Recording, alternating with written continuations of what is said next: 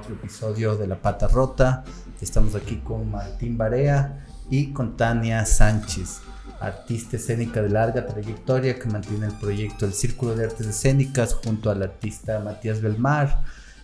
Para mí son un referente de las artes escénicas en el país y también del lenguaje del circo. Está invitada a propósito del taller que van a dictar aquí en la carrera de actuación y dirección escénica de ISPADE. Bienvenida. Cuéntanos un poquito cómo nace el Círculo de Artes Escénicas, cómo nace esta idea y cómo se ha ido consolidando en el tiempo. Sí, hola Javier, hola Martín, muchas gracias. Círculo de Artes Escénicas se funda en el año 2004, mientras Matías y yo estábamos estudiando en la ciudad de Santiago de Chile, y junto con el hermano de Matías también, Sebastián Belmar, conseguimos un espacio. Estaban estudiando circo. Estábamos estudiando circo en la Escuela de Circo del Mundo allá. Y entonces ubicamos un espacio en un barrio industrial que era un galpón gigante y nos apropiamos del espacio y lo empezamos a transformar en un espacio de formación de escuela. Y entonces a partir de este proyecto, digamos, del espacio, es que se empieza a consolidar la compañía. O sea, en Chile ya comienzan a fundar un espacio. ¿Eso sí. era en Chile o aquí en Ecuador? Eso es en Chile, en Santiago, y ese espacio vive hasta el día de hoy. Es un espacio que está en el barrio Mata, y es un espacio que hoy día se llama Casa Bufo, en nuestra época era Casa Círculo. Y fíjate que ya había alguna casa de circo en ese barrio, después llegamos nosotros y fueron llegando más personas de circo, y hoy en día es como un barrio. Mata es el barrio calle. Circo. O sea, es un barrio de Santiago que es conocido como el barrio Circo. Por eso digo que aquí no hay teatro. No, claro que hay teatro y hay maravilloso teatro. Qué gusto tenerte aquí, Tania.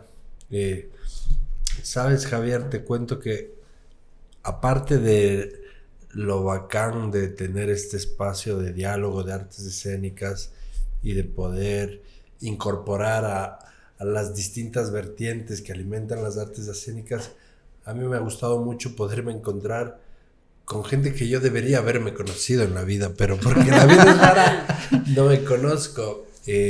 Matías, tu compañero de teatro y de vida, ha sido pues un sobrino de un gran amigo de mi papá. El otro día le entrevisté a Gabriela Ponce, también hija de un gran amigo de mi papá, y qué bueno que estas conexiones a fin de cuentas se vayan materializando. Bienvenida, Tania.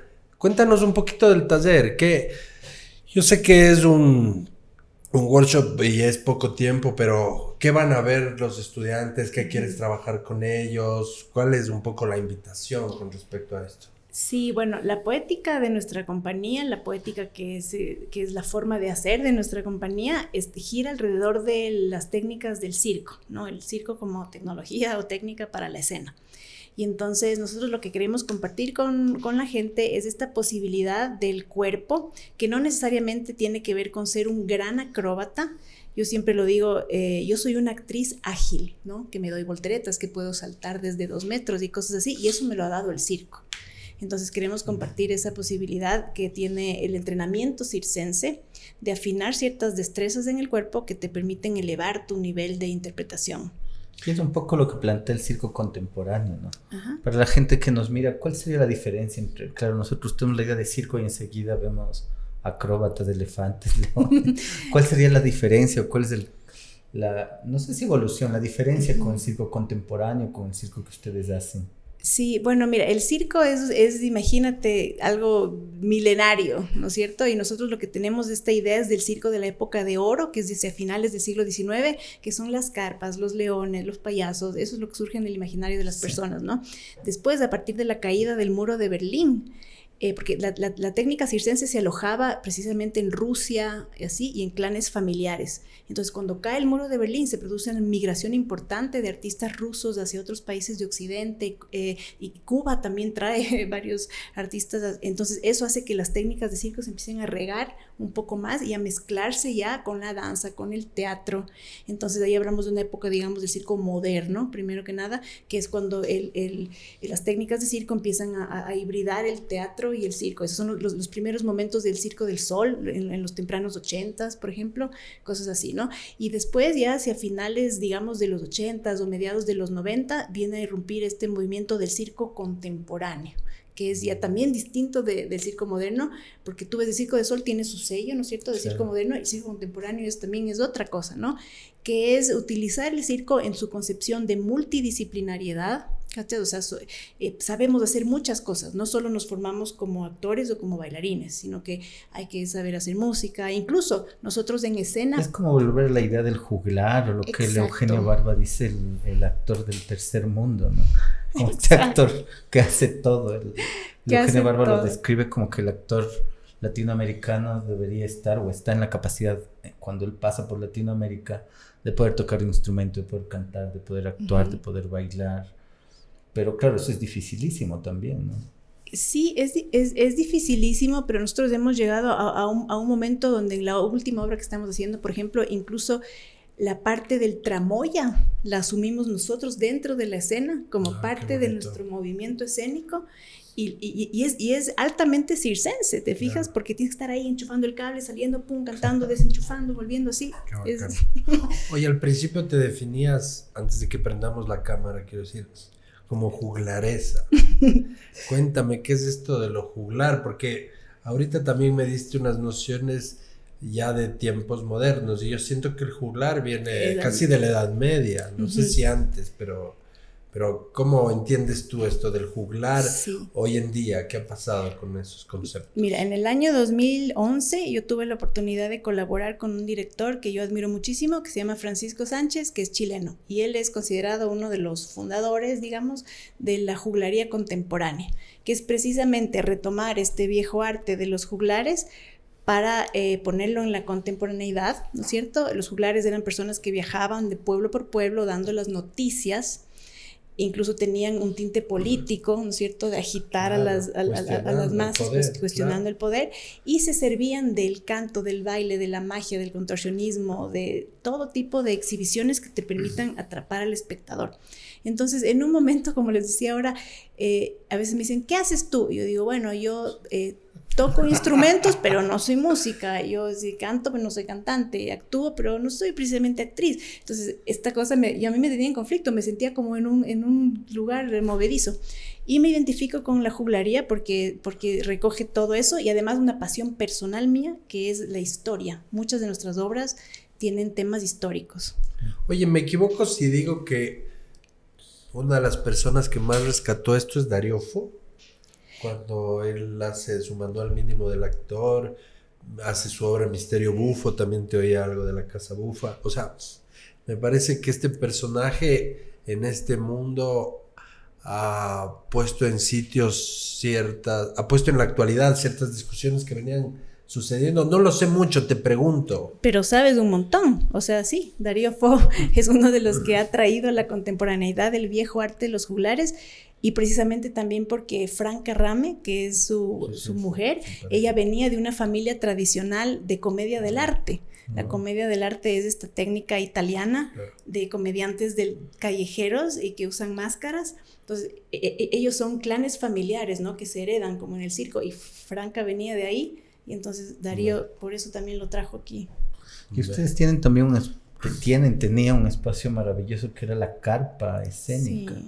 Que era un espacio hermoso donde se dio algunas ediciones del Quito Tiene Teatro, y también donde ustedes presentaban sus funciones. Sí, nosotros tuvimos nuestra carpa, tenemos nuestra carpa que se llama La Insensata. La Insensata. Porque en el circo es como los barcos, que los barcos hay que ponerle un nombre, en el circo las carpas tienen que tener un nombre. Entonces nuestra carpa se llama La Insensata, y estuvo dando vueltas hasta el año 2019, o sea, trabajamos mucho en Quito hasta el 2018. En Tumbaco estuvimos puestos un tiempo y tuvimos un problema con los vecinos que no estaban contentos de que hubiera una carpa. ¿Y por qué no les gustó que existiera una carpa? Porque había un tema como un poco de prejuicios, sí, como, ¿qué es esto? Son unos gitanos que están viviendo aquí, y era un lugar como muy... Los gitanos marihuaneros, ¿no? Exacto, ¿no? Nos mandaban operativos todo el tiempo, pero también yo lo entiendo, nosotros tenemos algunos espectáculos que utilizan música en vivo, y para ellos no logramos conciliar el tema de horarios de funcionamiento, y la música era un problema. Pero era un lugar... con permisos o era clandestino? No, nosotros teníamos nuestro RUC como establecimiento, Sí, teníamos en trámite los permisos con la administración zonal, porque finalmente son ellos que se demoran eterno en entregarte las cosas. Pero bueno, a raíz de la presión de los vecinos y los operativos que nos hicieron, tuvimos que salir de Tumbaco y ahí nos fuimos estuvimos en Guayaquil 2 años en estacionamiento de Sánchez Aguilar. Y después nos fuimos a Puerto Viejo, estuvimos 1 año ahí en Manaví. Como gitanos. Oye, pero yo un poco, ya saliendo de bromas, a esto me refiero y quiero preguntarles a los dos. Yo siento que ahora hay un auge de las artes escénicas, pero desde el lado de los artistas, pero por el lado del público veo que hay un público todavía un poco conservador a ciertas cosas y que tiene un prejuicio de lo que es el teatro, y muchas veces los circenses no lo ponen en ese lugar, o la danza aérea no la ponen en ese lugar. O sea, el público de las artes escénicas como que le falta un poco de, no sé, de informalidad o de insensatez, hablando ya de su proyecto. No sé cuál es su sensación con respecto a los públicos de sus trabajos, pero a mí me parece que el público aquí todavía demanda un teatro un poco más formal, un poco teatro moderno, lo que siempre hablamos. Esta contemporaneidad no está como que bien vista entre el gran público. O sea, yo pensaría que, por ejemplo, de nuestro grupo con la gira que estamos, ahora el grupo son estudiantes. O sea, el público de nuestro grupo, antes teníamos un público un poco establecido, pero ahora la mayor cantidad de personas que van son estudiantes y los jóvenes. Son jóvenes y los jóvenes están abiertos, están ayer en... O sea, tú no sientes... Siento que hay una renovación. Justo me he hecho la pregunta de que siento que ahora tengo que ir a otro público y que ha habido una renovación del público en general. Ayer tuvimos una de las clases abiertas con Juan Chávez y habían 45 chicos de universidad. Entonces, claro, me preguntaba, la gente quiere venir, hay una renovación de los públicos, son otras las problemáticas a nivel ya de políticas, de cosas, o sea, porque que eso hubiera siempre aquí, no es que no hay público, son otras cosas que quizás tienen que irse resolviendo a nivel de políticas culturales, ¿no? Claro, son procesos. Claro. Van a estrenar obra, Tania. Vamos a estrenar una obra la próxima semana, el día 10 de abril, única función, pero después vamos a hacer una temporada. ¿Ahí mismo? Ahí mismo, en el patio, en el mes de octubre. Pero mira, esto de los públicos es un temazo, es algo que a mí me gusta, y soy una estudiosa de eso de la gestión de públicos y tal, y pienso que realmente hay público para todo en este momento de la historia.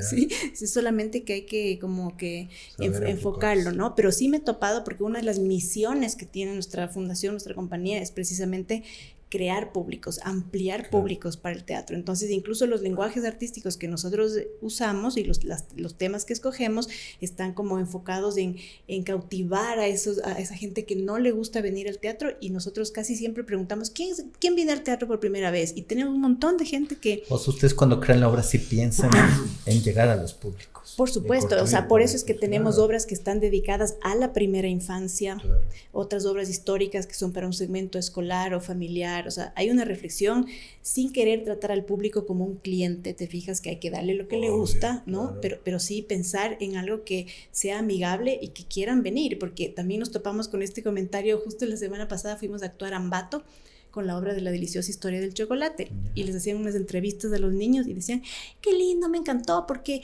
yo pensaba que el teatro iba a ser aburrido.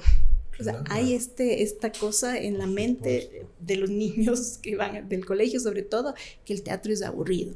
Entonces, no somos animadores tampoco, no estamos ahí para animar, pero sí hay que ofrecer algo que permita que la experiencia sea redonda, sea completa, sea gozosa y la gente quiera volver. Y ustedes tienen una obra bien interesante que es para niños de entre 3 y 5 años.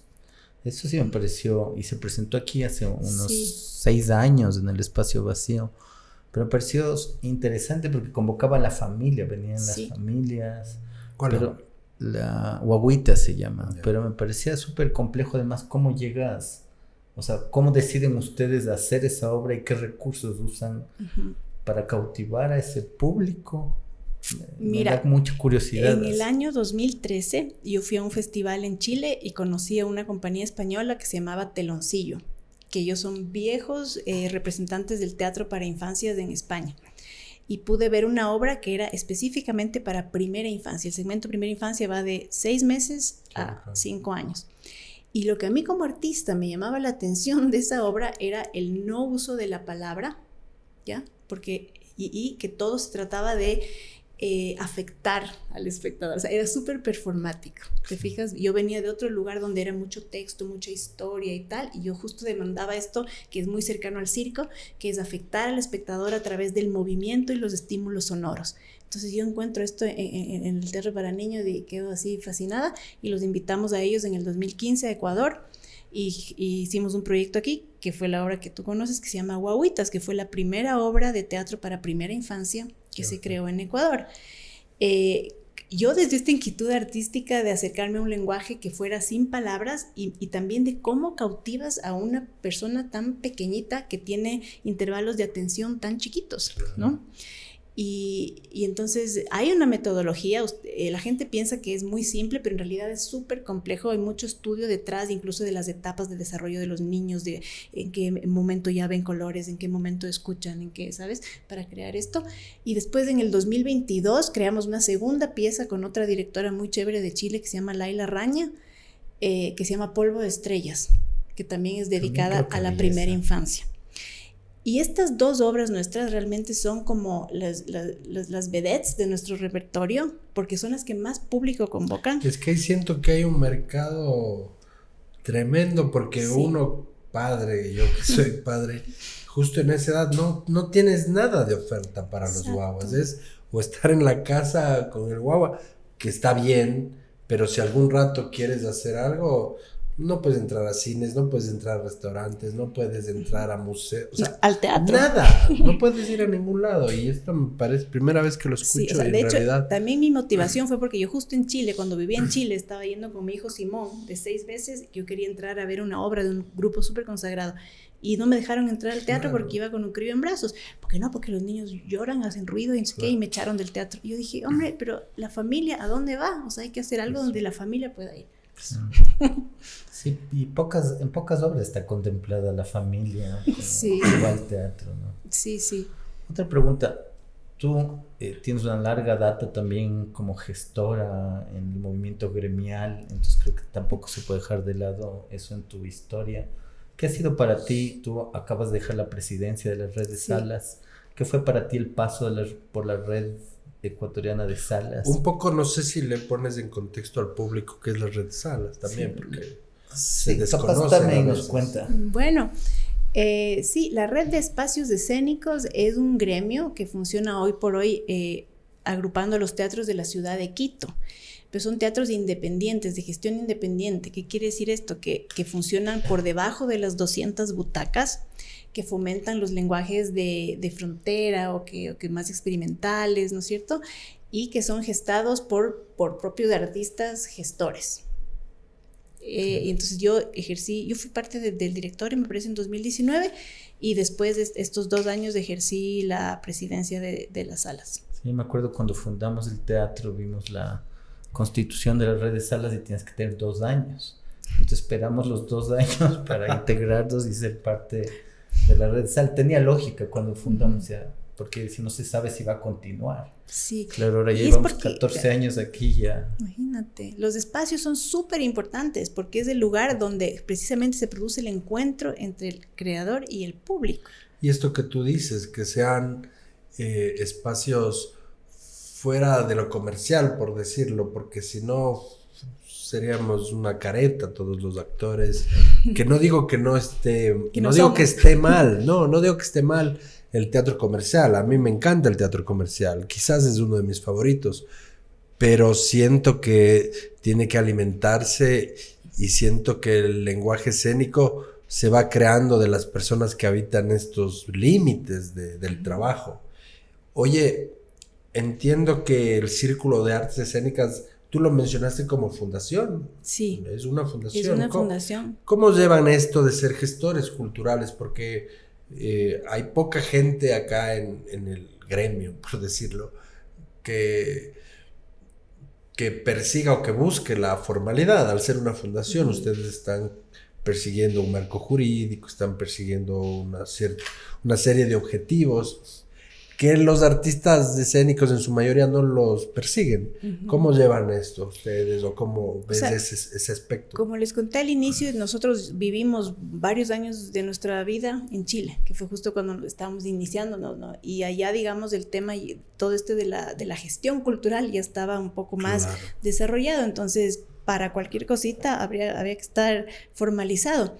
Y yo llegué aquí en el año 2008, estaba recién abierto el Ministerio de Cultura y yo, dije, lo primero que hay que hacer es fundar pues la institucionalidad, la compañía. Y yo creo que podríamos tal vez ser de las primeras que hicimos eso, porque nos fundamos en el 2008. No, hoy día hay muchísimas corporaciones y fundaciones. Sí, por supuesto, porque creo que cada vez más justamente se ha implantado esta necesidad de la gestión, ¿no? Y siempre digo, no hay ninguna creación sin una buena gestión. O sea, son cosas que realmente van de la mano. Sí, aquí uno de los objetivos de nuestra carrera es justamente que los nuevos artistas escénicos comprendan todo este mundo que es el arte, que no es solo creatividad, que no es solo ensayo, sino tiene que haber gestión, tiene que haber construir públicos, tiene que haber administrar presupuestos. Uh-huh. Si no lo hacemos así, pasa lo que pasó históricamente en este país con las artes escénicas. Como tú dices, en Chile había un camino muy adelantado, en Colombia hay un camino muy adelantado, porque acá estamos realmente en ciertos aspectos dando nuestros primeros pasos. En la Universidad Central, que es la que licencia en las artes del teatro, de la danza, no tienes ninguna materia de gestión. Es solo trabajo, ensayo. Y de pronto, ¿de qué vas a vivir? No conozco bien la malla de la escuela de Guayaquil. Sí hay gestión en todas las universidades, lo que claro, el enfoque no es tan práctico. Que también es la discusión justo también inclusive de la... Es que eso quiere decir que no lo hay. Inclusive en la maestría de gestión hay, no había gestión. Hay la discusión de qué tan práctica debe ser la gestión cultural. Y justo también se hablaba, han venido personas a decir, no, más bien la gestión debería ser una tecnología, la tecnología superior en gestión cultural. Pero a la larga el gestor cultural, es que lo que pasa es que el artista tiene que gestionarse. No, sí.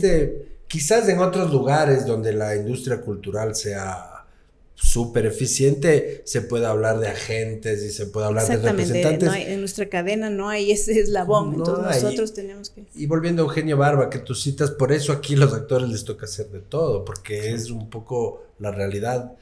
No sé, yo siento que en ciertos países ya se ha roto ese chip y aquí seguimos un poco en la ruralidad. Quizás acá también hemos aprendido a conformar equipos, porque no sé si... Pero son intuiciones todavía. Claro, pero no sé si todos los artistas hacen todo, pero por lo menos funciona conformar equipos. Obviamente estos equipos vienen igual desde el afecto, es decir, oye, tú sabes de esto, ayúdame. Claro, las redes, ¿no? Como más bien de formar redes. O sea, mira, en el circo en este mundo de especialización, ¿no es cierto? Estamos en un mundo que valora muchísimo la especialización. En el circo tradicional hay una especialidad que se llama el todólogo. Tú dices, y tú, yo soy trapecista, yo soy payaso, y usted, todista, le dicen, yo soy todista. ¿Te fijas? Entonces, para nosotros también es tomar de ahí eso que, si bien es cierto, el que mucho abarca, poco aprieta, qué sé yo, pero sí es importante que todos tengamos una noción, ¿no? Y nosotros tenemos nuestro equipo técnico, que es una maravilla, Pedro Pablo Christopher, que nos ayuda un montón. Yo te digo, o sea, para crear una obra, ahora somos 7. Y en la gestión están ustedes siempre. Y en la gestión, digamos, el corazón de la gestión soy yo, que soy productora ejecutiva, y que a mí también me ha tocado formarme, buscar la formación aquí y allá, los cursos del Excel, no sé qué. Claro. Los talleres. Es que hay un mundo, gracias, chucha, no sé cuáles son las palabras, pero en este mundo tan conectado, ya se sabe lo que es la gestión cultural, que probablemente es un término al principio del siglo no se sabía. Exactamente. ¿Me entiendes? La misma industria cultural, que donde nos peleamos, ya existe, o sea, existe la industria cultural, es un modelo de gestión. En la mayoría de los lugares del mundo donde funciona la cultura, funciona a partir de las industrias culturales.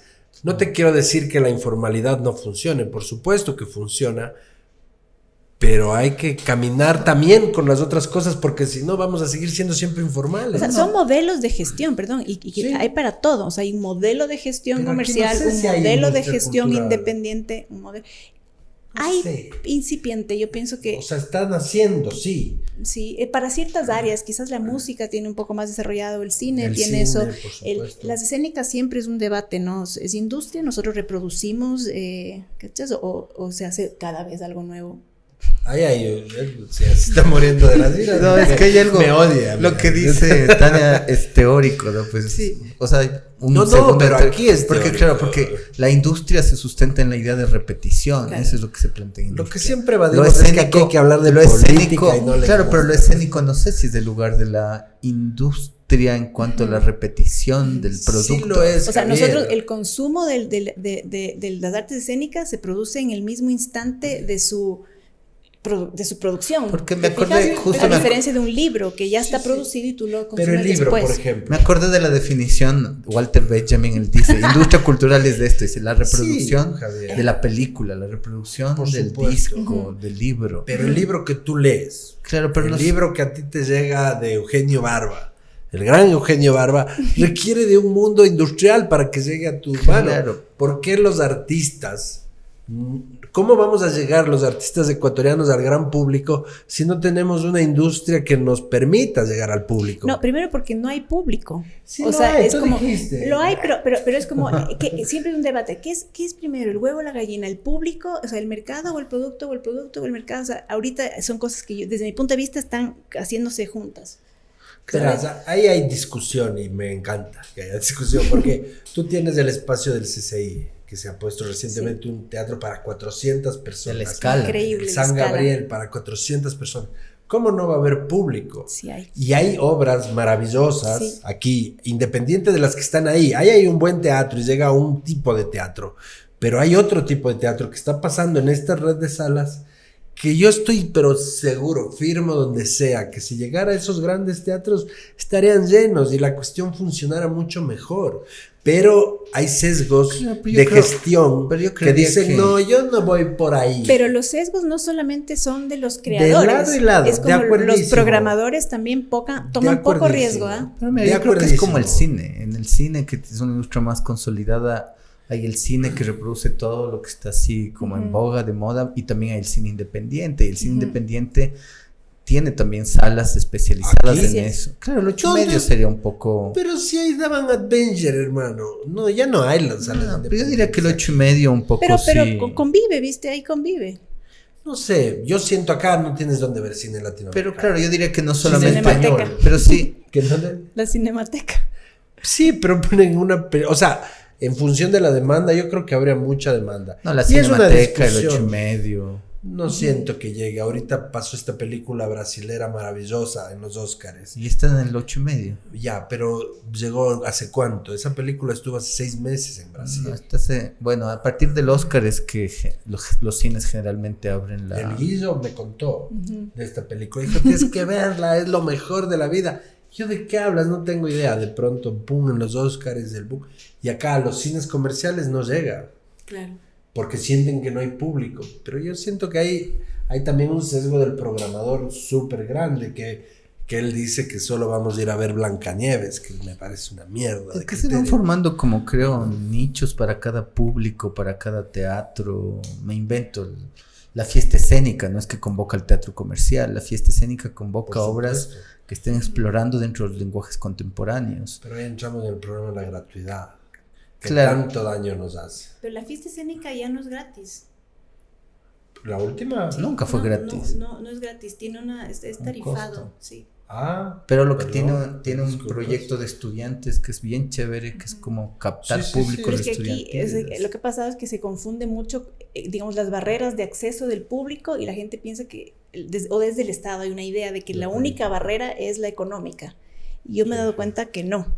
Que hay gente que sí está dispuesta a pagar, que muchas veces hay una barrera quizás simbólica, ¿no es cierto?, de acceso a los lenguajes, que hay gente que siente que no pertenece ahí.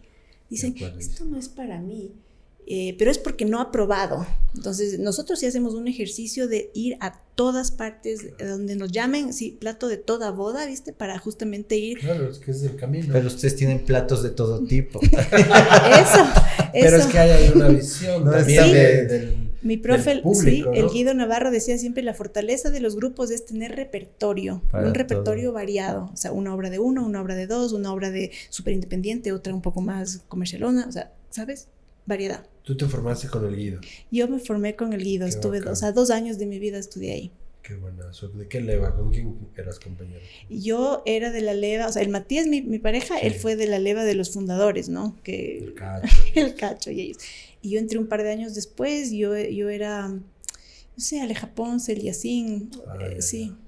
Vamos llegando ya al final del podcast. No, Un diga. poco, sí. Ok. Vamos llegando ya al final. Un poco para la gente que nos mire, que va a tomar la clase, ¿a quién está dirigido? Haz una invitación. Una invitación a quién está dirigido y cuáles son las herramientas y los materiales que van a explorar en ¿Y esta qué se clase necesita maestra. para asistir? Si hay algún requisito. Sí, bueno, esta clase del circo para la escena va a darse aquí en el ISPADE el sábado 26 de abril. Sí. Sí, De 10 a 1, De son 10 a 3 1. horas. de 10 a 1. Y básicamente vamos a compartir con ustedes los ejercicios que nosotros les llamamos básicos o educativos del malabarismo y de la acrobacia. No se necesitan grandes destrezas. Si yo no sé nada, puedo venir. Si tú no sabes nada, puedes venir, porque justamente es un aprendizaje grupal de estas técnicas en su nivel más básico, pero que nos permita construir lo que nosotros queremos decir en la escena. No hay que ser un gran malabarista para hacer un número de malabares. Y si yo ya tengo mucha experiencia en También circo, te va a servir, porque tu destreza va a ser puesta en escena. O sea, de lo que se trata es eso, de empujar la utilización del circo para crear tu narrativa sobre el escenario. Bien. Buenísimo. Por favor, vengan, es una gran oportunidad para conocer la propuesta de Tania y de Matías y sobre todo para adentrarse en el mundo de las artes escénicas, que a mí me parece que tiene que entenderse como un lugar donde conviven muchos mundos, la danza, el circo, la acrobacia, la dramaturgia, La gestión. el cine, El Excel. la política, todo entra en el teatro. Así que por favor les esperamos. Muchísimas gracias, Tania, Ustedes, por ustedes. compartir Por tus venir. palabras y por ser parte un poco ya de la familia hispana.